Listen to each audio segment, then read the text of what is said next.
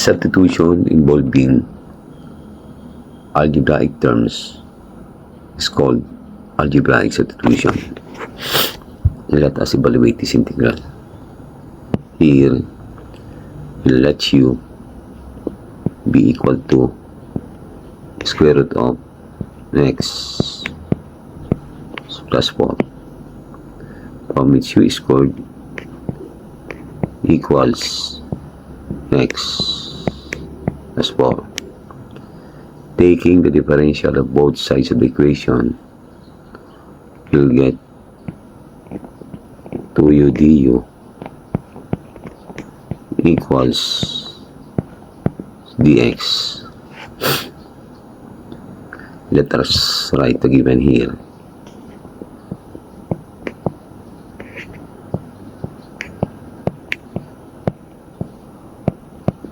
As you can see here, we have here x. So we need to find x in terms of u.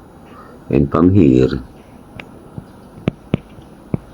x equals u squared minus 4. Now, we can place x by u squared minus 4, while for square root of x plus 4, we have here u. And then for dx, we have 2u du.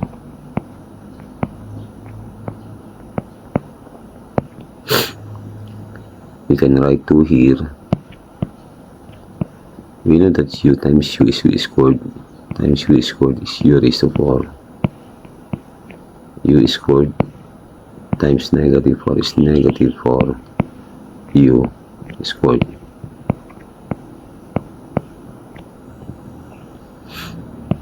Integral of u raised to 4 is u raised to 5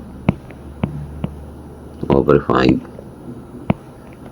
Okay, for u squared we have u cubed over 3 plus c. We can factor u cubed here, so we have 2 u cubed. LCD of 1 over 5 and 1 over 3 is 15, so we can write 15 here.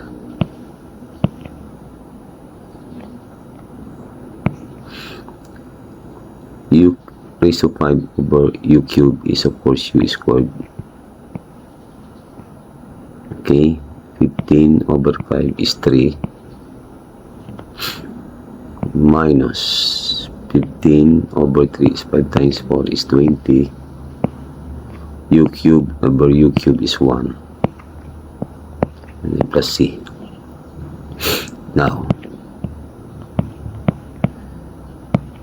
we know that u is square root of x plus 4, so we will place u here by square root of x plus 4. For u squared, this can be replaced by x plus 4 only. And then just copy negative 20 and then plus c. By the way, we need to write 3 here because of the presence of 3 here. And this can be written as 2 over 15 x plus 4 raised to 3 halves times, simplifying this, we have 3 times x is 3x, 3 times 4 is 12 minus 20 is negative 8, and then plus c. And this is now our final answer.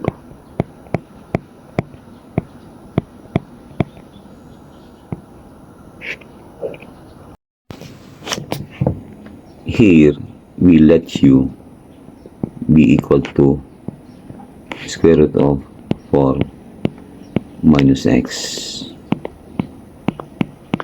from which u squared equals 4 minus x. 2u du equals negative dx. And from here, we can say that x equals 4 minus u squared.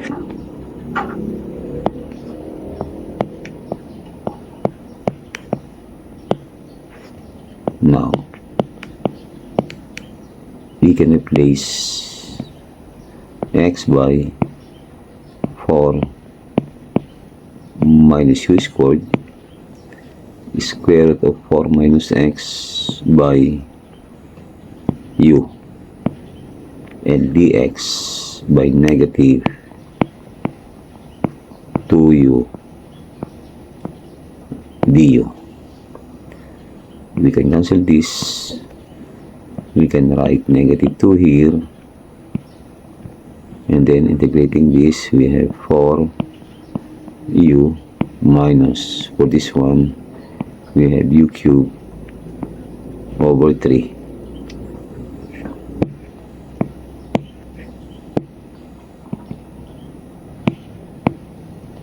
And then plus c.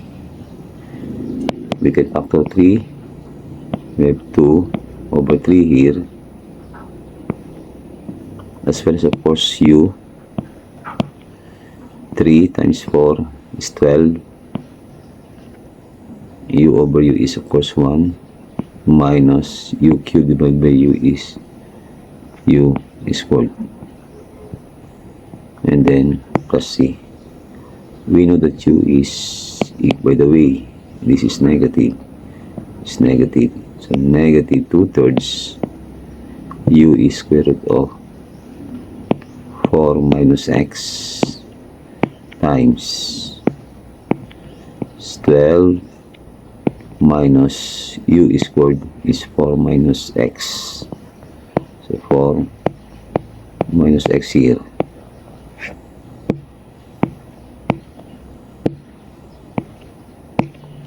Okay, and then plus c. We have negative 2 over 3. 12 minus 4 is 8. Negative 1 times negative x is positive x. And then times square root of 4 minus x plus c. And this is now our final answer.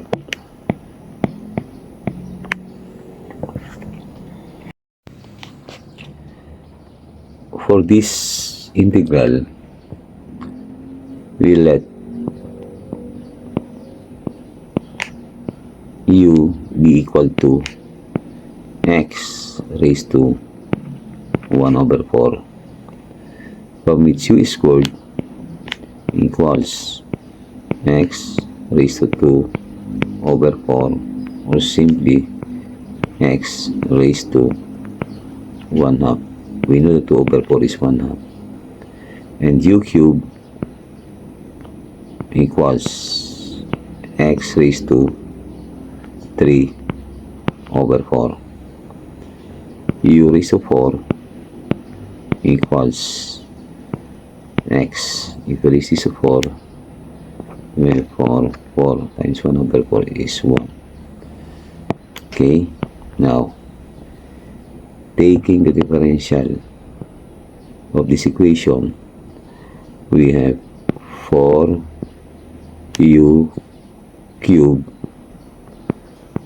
du equals dx. Okay, let us write the given here.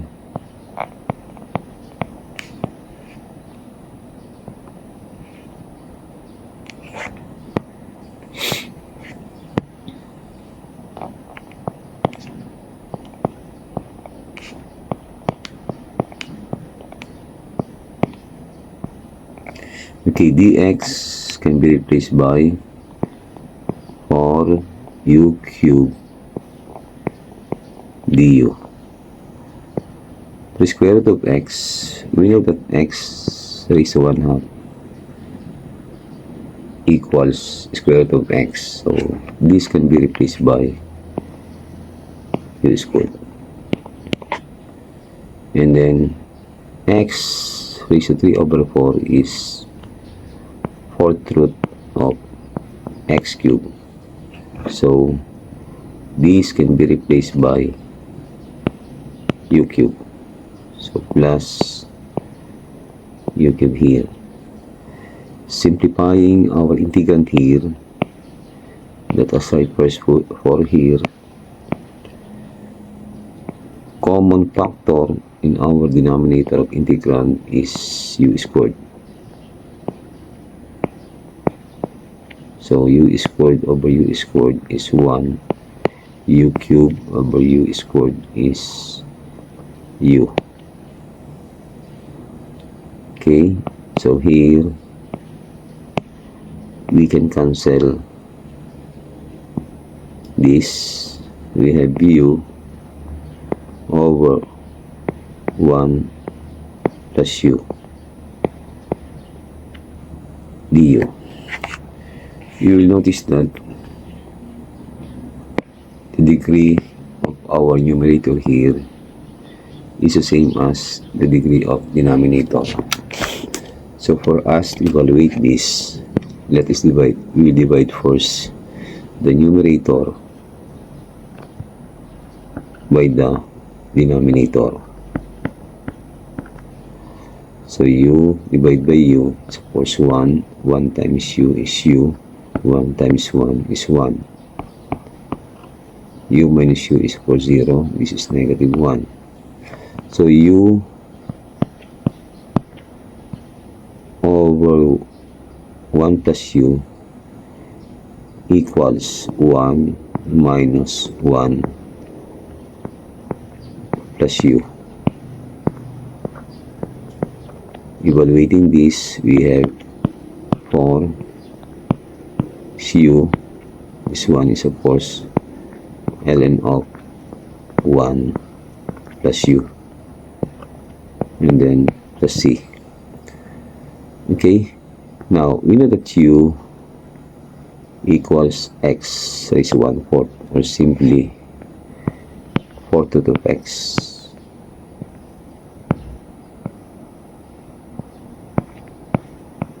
And minus ln of 1 plus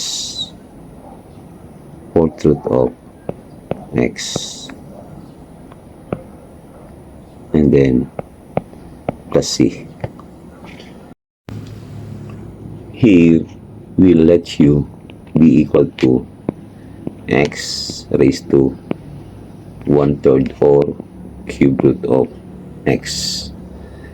From which u squared equals x raised to 2/3. U cubed equals x. 3 u squared du equals dx.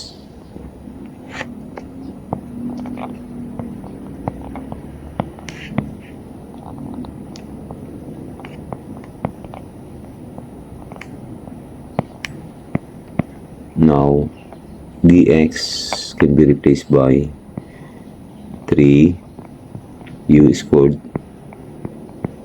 du. X is u cubed minus, as I've said, this is equal to cube root of x, so this can be replaced by u. Our integrand here can be simplified. Copy 3 here. We know that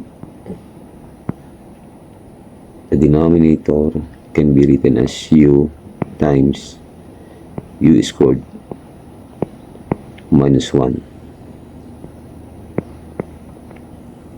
Okay, and this divided by this is of course u. Copy u squared minus 1 Okay, we let P be equal to the denominator of our integrand, u squared minus 1, from which dp equals 2u du. Divide both sides by 2, we have dp over 2 equals u du. So this integral will become, in terms of p, u du is dp over 2, so we have 3 over 2 dp, u squared minus 1 is p. Integral of 1 over p with respect to p is of course ln p.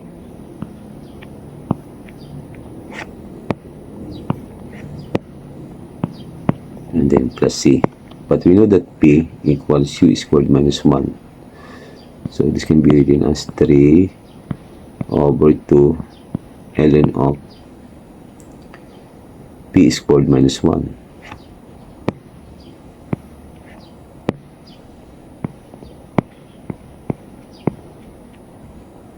U squared minus 1 rather. U squared minus 1.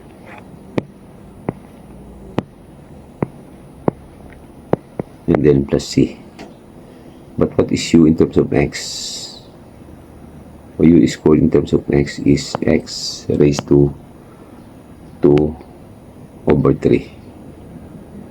So we have here 3 over 2 ln of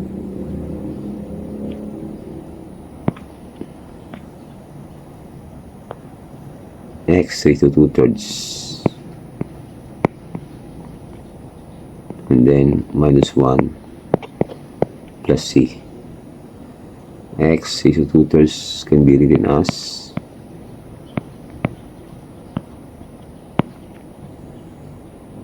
cube root of x squared minus 1 plus c. And this is now our final answer.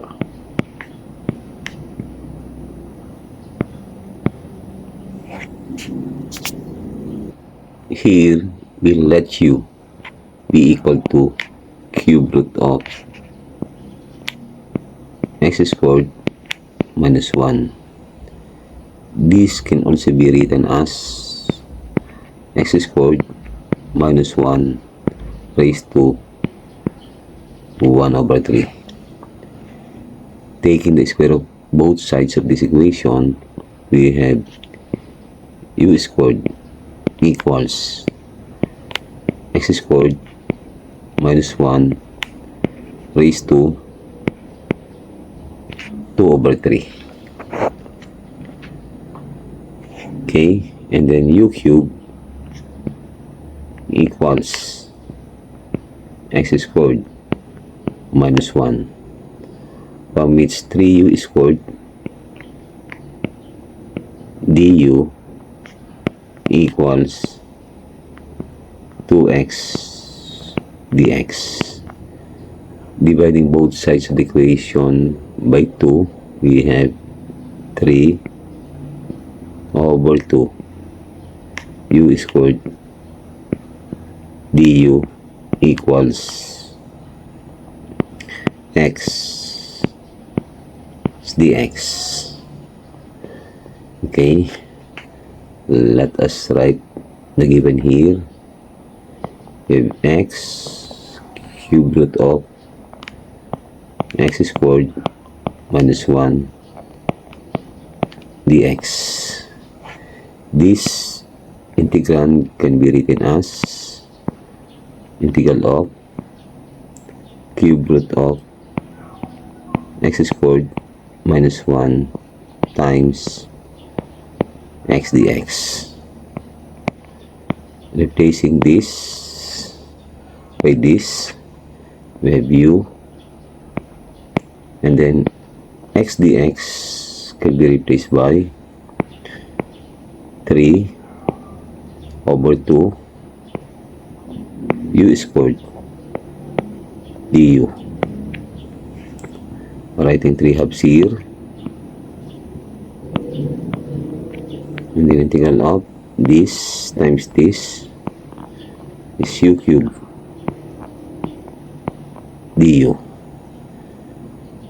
Integrating this with respect to u, we have 3 u raised to 4 times 2 is 8 u raised to 4 here, and then plus c. But what is u? U equals x squared minus 1 raised to 1/3. So we have here 3 over 8 times x squared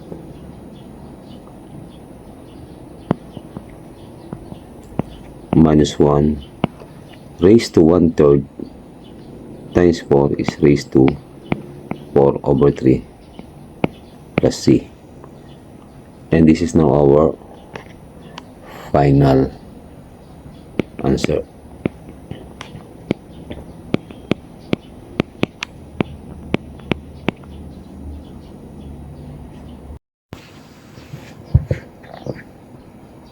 Here, you let u be equal to square root of x squared plus 4, from which u squared equals x squared plus 4. Taking the differential of both sides of this equation, we will get 2u du equals 2x dx. Dividing both sides by 2, we'll get u du equals x dx. Let us write again in here. We have x cubed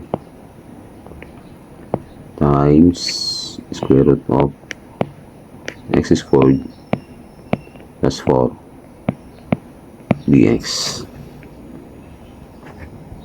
Okay, we need x cubed. We don't have x cubed here, but x cubed can be written as what?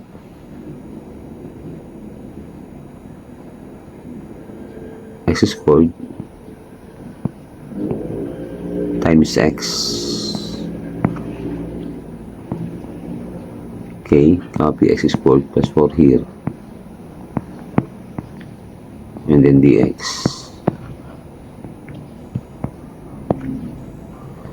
So I've said this can be written as x squared times x. Okay, so we need x squared. From here, x squared equals u squared minus 4. So this can be replaced by u squared minus 4 times this, but this is equal to u, so this can be replaced by u. X dx is u du. Okay, we have u times u is u squared times u squared is u raised to 4 minus 4u squared du. Evaluating this, we have 1 over 5 u raised to 5 minus 4 over 3 u cubed plus c. LCD is 15, so 1 over 15, we can factor u cubed 8 times 15 over 5 is 3.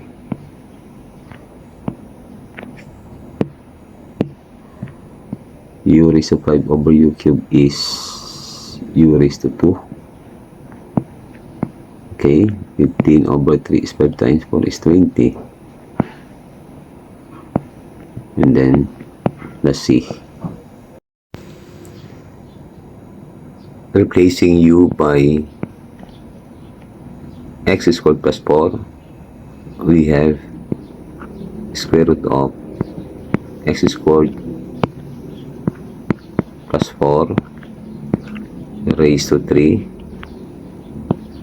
over 15 times 3 times x squared plus 4, because u squared is x squared plus 4, and then minus 20 plus c, 1 over 15. Simplifying this, we have 3 times this is 3x squared. 3 times 4 is 12 minus 20 is negative 8 times. This can be written as x squared plus 4 raised to 3 halves, and then plus c.